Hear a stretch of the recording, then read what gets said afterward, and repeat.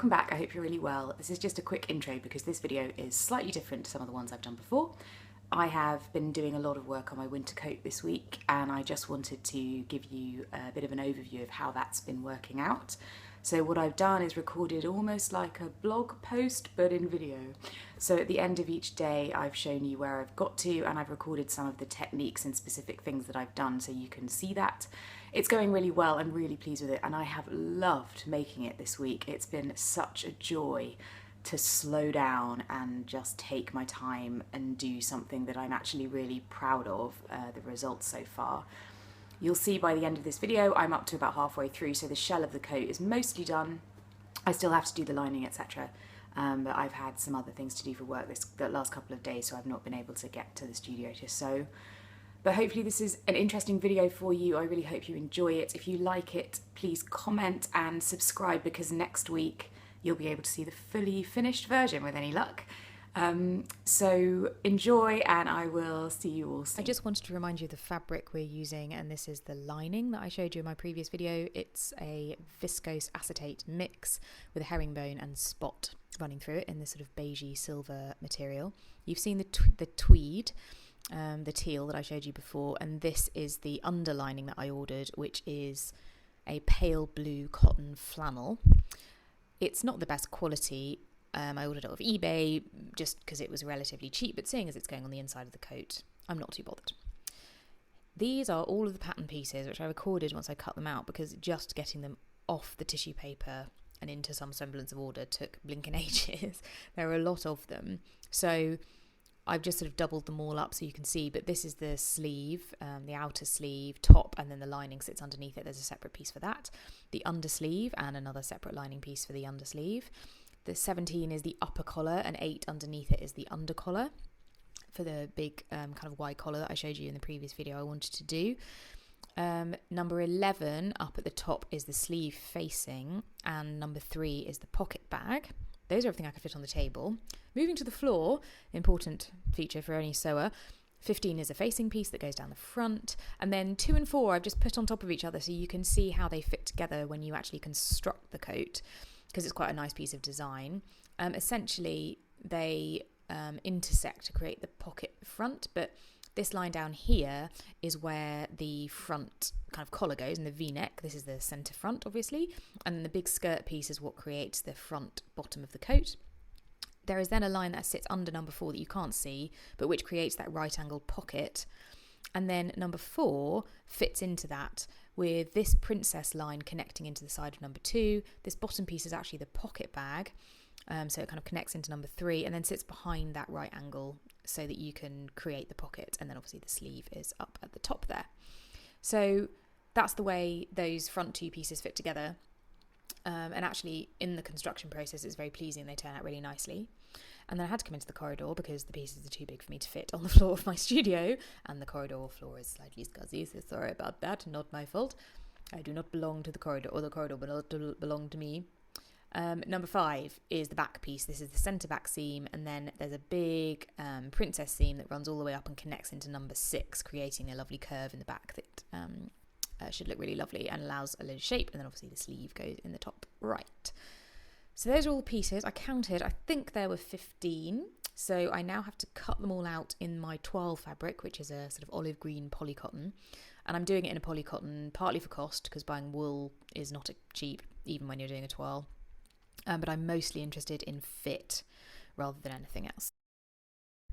This is the toile. So this is where I got to at the end of today, and it's almost there. Obviously there aren't sleeves yet, and I've only attached the under collar because I've been trying to figure out whether that collar is going to work and where it will sit, because it's quite broad. I was slightly worried it might sit on a slightly odd place on the bust line, but actually I think it's fine, and when on actually looks really good and fits beautifully. I cut a 10 in the bust, a 12 in the waist and a 10 in the hip, and that has worked out actually fitting me really nicely. On the back, you can see that the princess line that I showed you when I was pointing out the pattern pieces just comes up to the mid-shoulder and looks really lovely. And you can see the fit through the back is really beautiful with the princess seam. And this feature I think is my favourite. The way the coat skirt hangs is lovely. And when it's in the wool, I think that's going to look amazing. So that's where we're up to. If I zoom out a little bit, you can see it in slightly more context. My apologies about the messiness of the room. I exist like this when I'm not trying to film and therefore tidying up. But that's the back. And the front equally, this is how it looks. At the moment, it's about 6 inches too long for me, which is fine. I'll take it up by that distance. And I need to put the sleeves on to check the fit across the shoulders, which I'll do tomorrow. Hi everyone, so today I've spent the day just finishing off the toile. You can see the collar is a mess, but that's because I've thrown it onto the dress form to show you this.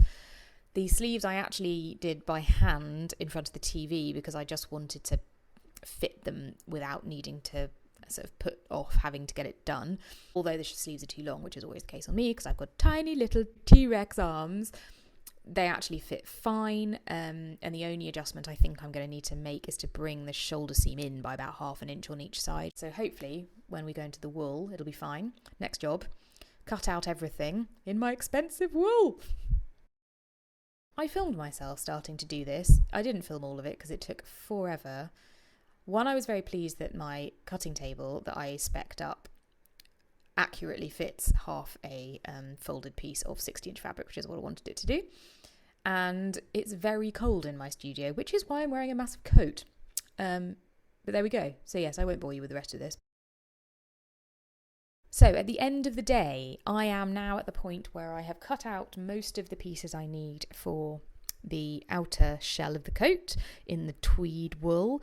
The only slight issue was I didn't quite have enough, which isn't a surprise because I used 5 meters of 45-inch wide fabric and I only had 3. So this facing piece is actually a single layer. I haven't got the other half. So I need to order some more from Stone Fabrics, but they have it in stock, so it's fine. And then I will have enough to be able to do everything else. So other than that slight flaw, everything got cut out today, which I'm pleased with. So I'll see you tomorrow. Hello everyone. So I've actually started construction. Hurrah! I thought I would show you the way that I've decided to finish my seams on the coat. What I've done is I've stitched 1/4 of an inch from the seam line and I'm just using pinking shears to cut the edges off and mean that it won't fray and just cut to that stitch line. Pinking shears obviously mean that things don't fray anyway because they cut it on the bias, but if it did for whatever reason, the stitch line would also stop it going anywhere. So the other thing pinking shears do is feather the edge of the fabric really nicely so you don't end up with a really hard line on the off chance you press over it too hard and you end up with that ridge where your seam allowance is, which is quite nice. The other thing I have decided to do is finish my darts off. So there's only 2 darts on this pattern, which makes this quite a nice exercise. This is the fisheye dart on the front panel. And I have split it open and pressed it. And now what I'm doing is using a herringbone stitch to work my way down the edge and secure it just to the underlining. So it obviously won't show from the front. But you just use a herringbone stitch as you would to do, hemming or anything else. Is one of my favourite stitches. You can do this to any dart, and if you want to just secure it and give it that slightly more couture finish, then this is something that you quite often find in couture garments. So you do that to both sides and secure down the edges, and it just gives you a really nice clean finish that's really durable and hard wearing, which I also want obviously because the coat's going to get a lot of wear. Hello everybody. So this is where I got to at the end of last night. My underlining arrived in the post yesterday, so I picked it up on my way home and I then sat and did all of my underlining in front of Star Trek, as you do. The underlining is the cotton flannel that you saw at the beginning of the film, and I have put it on top of the wool, which obviously is sitting underneath it. And then you pin it all around the edge and then have to hand baste the whole lot. So every piece has been hand basted with the 2 pieces sandwiched together. And then all of the markings, as you can see, have been put in with tailor's tacks. Hi everyone, it's the end of day 1 of coat construction. Well, probably day 2, if I'm being really honest. But sorry, this picture is slightly blurry. You can see that most of the coat is now together. It is looking more coat-like, which is good. So you can see there that the underlining is all in place and the interfacing is just on that front wide panel. The pockets are done. And I also showed you earlier the finish that I've done on the darts with herringbone stitch, and the finish I've done on all of the seams. So every seam has that stitching and pinking finish on it to make sure it's nice and robust and durable. So that's where we've got to at the end of the day of day sort of 1.5, 2. But I'm really pleased with it. The princess seams have come together really beautifully. It's looking lovely. So I will get back to you after day 3. Hello everyone, it's the end of day 3. We have sleeves!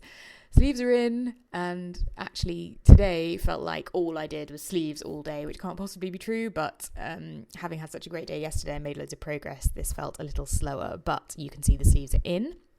They look great, and I'm going to just talk you through some of the anatomy of them because they're kind of interesting.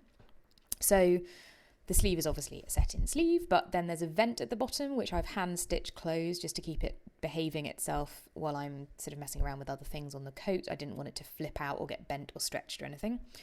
But the work is really on the inside, so it's probably easier to show you how everything fits together with the inside version. I've left the other sleeve inside out so you can see it. So there's a sleeve facing rather than a kind of turn up on this. So there's actually a seam that runs all the way around the bottom of the sleeve on the bottom edge. And I've hand stitched the facing top edge into the underlining, which you can hopefully see slightly better here. So I've hand whip stitched the edge of the facing to keep it from fraying, and I've hand herringbone stitched it underneath. Then at the top end, one of the things they ask you to do in the Craftsy course, which is additional to what's in the pattern instructions, is to add a sleeve head and a shoulder pad. The sleeve head is something I've made before, actually for my Chloe coat that I did. So I've used the same technique because I didn't buy one. So this is just a piece of wadding that's been folded almost in half with the fold at the seam edge, and then you hand tack it to the seam allowance. And for the shoulder pad, I used a similar piece of wadding, but just a single layer. I didn't want anything too thick, but I wanted structure. So that's just been hand tacked in place as well. So that's where we've got to at the end of day 3. It feels like it should be more than that, but that actually took me the whole day, plus a few bits of prep for tomorrow. So I've sewn together the collar pieces and that sort of thing. But it's mainly been sleeves today. So it's starting to look like a coat. I managed to put it on just about and check the fit, and it's looking really promising. I just wanted to show you some fur samples that I got. So I have been considering putting fur on the collar, and I'm not really sure exactly how this is going to work. But these are the 3 samples that I got from Stone Fabrics. So the top one is guinea pig, believe it or not. The middle one is porcupine. They don't have fur. And the bottom one is ivory fur. My favourite is definitely the porcupine, despite the fact that they don't have fur, but I will decide what to do about that afterwards.